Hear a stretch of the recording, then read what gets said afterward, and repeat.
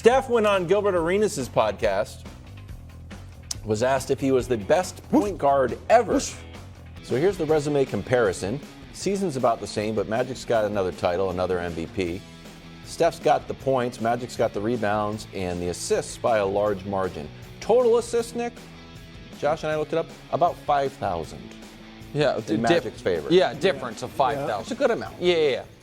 So what was your reaction to this? All right, first of all, I respect it from Steph. I respect the honesty. I always prefer honest, even if it comes across as honest arrogance other than false humility. And this isn't like wild. This isn't crazy for him to think this.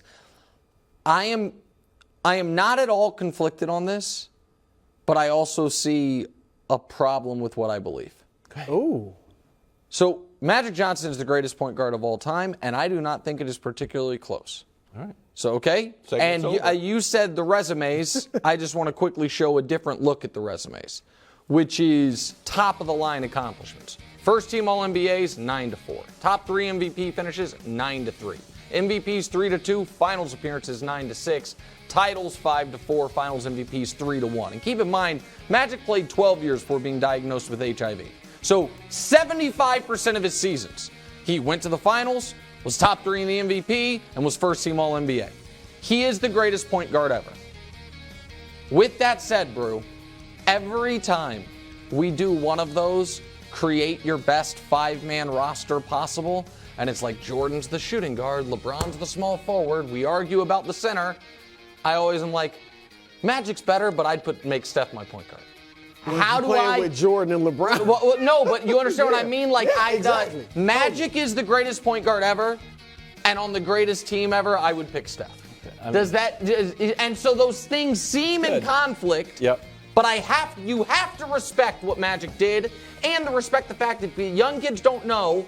Magic, the last game he played in before being diagnosed with HIV was in the NBA Finals. Right. And it was, by the way, look at that roster on the 91 Lakers. They took the NBA Finals. Not great. Not like it was terrible, but Kareem was long gone and not great. So it's Magic, but it's weird because I understand what Steph's saying. Yeah, I mean, I agree that it's Magic.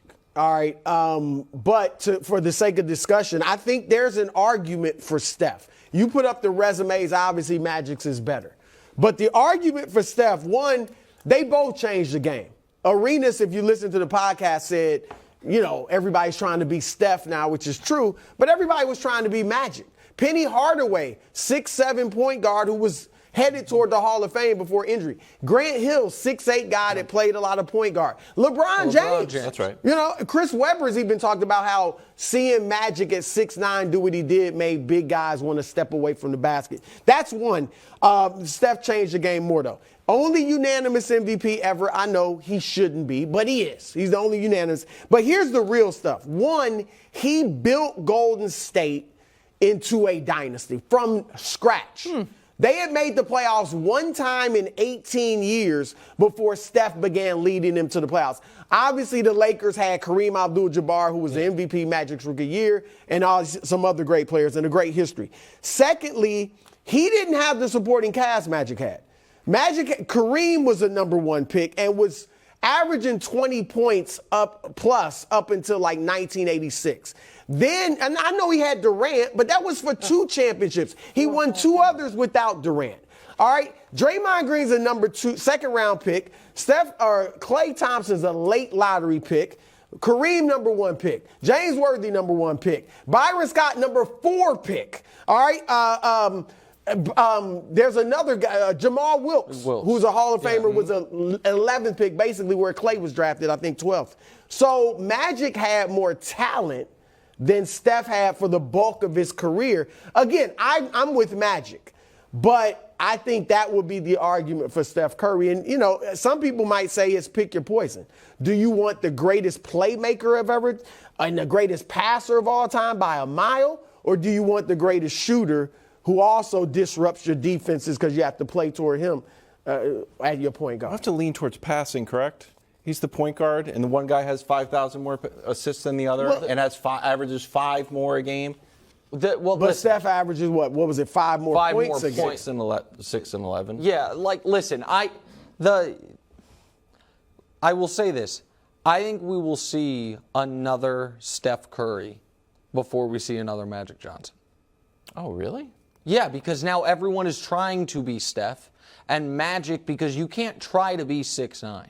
So you have to have this court vision, which, there are a few things Magic had that were natural gifts that you just can't always have. Like LeBron, I think, could have been Magic, but went a different route, and, it was kind of a combo of different great players.